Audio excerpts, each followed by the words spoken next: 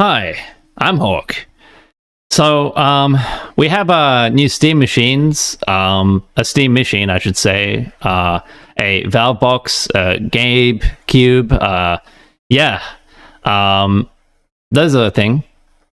I don't really want to talk about like pricing or like hardware speculation or like potential sale figures. I don't really care about that. I've really been focusing, at least thinking about recently, is how this could really affect Microsoft and Windows and the market share there. And that to me is pretty exciting, if I'm completely honest with you. Basically, you would know already that we've been dealing with Windows for several decades now. It's very big and bloated. It's constantly throwing lots of garbage in your face about, like pay a subscription for this AI tool or, buy Microsoft Word or whatever. Just tons of crap that we just don't need to see. And it seemingly looks like that in terms of performance, because it's so bloated, it's hindering gaming performance more than it is helping it.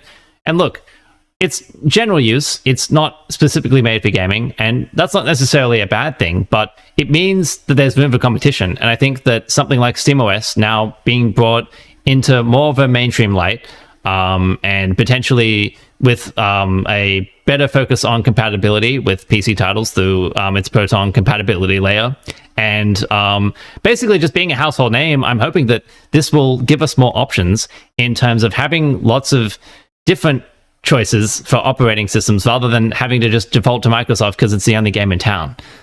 Now, I'm not going to lie, there are a lot of issues with this. Like Microsoft has basically created a software monopoly by basically creating a lot of tools and systems for developers that makes it easier for them to develop for Windows. And if you want to develop, say, for Mac OS or Linux, you have to go through a bunch of other shenanigans to essentially allow that to happen.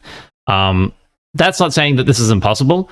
And look, if the system sells and you've got a lot of passionate devs and it's worth the effort, people will put the time and effort into porting to these to the Steam OS.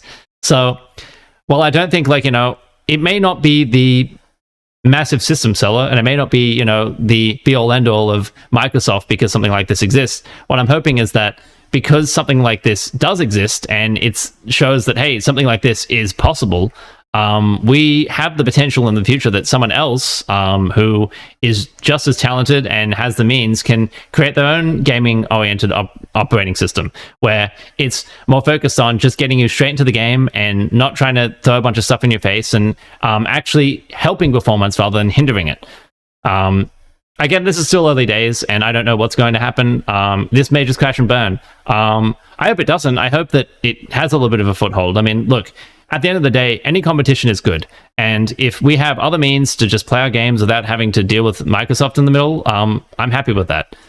What are your thoughts? Are you looking forward to some competition in the OS space, and maybe even just like the gaming space in general?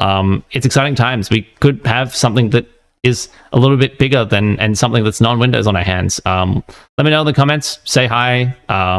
Just don't break TOS and do whatever you like. Take it easy. This has been Hawk.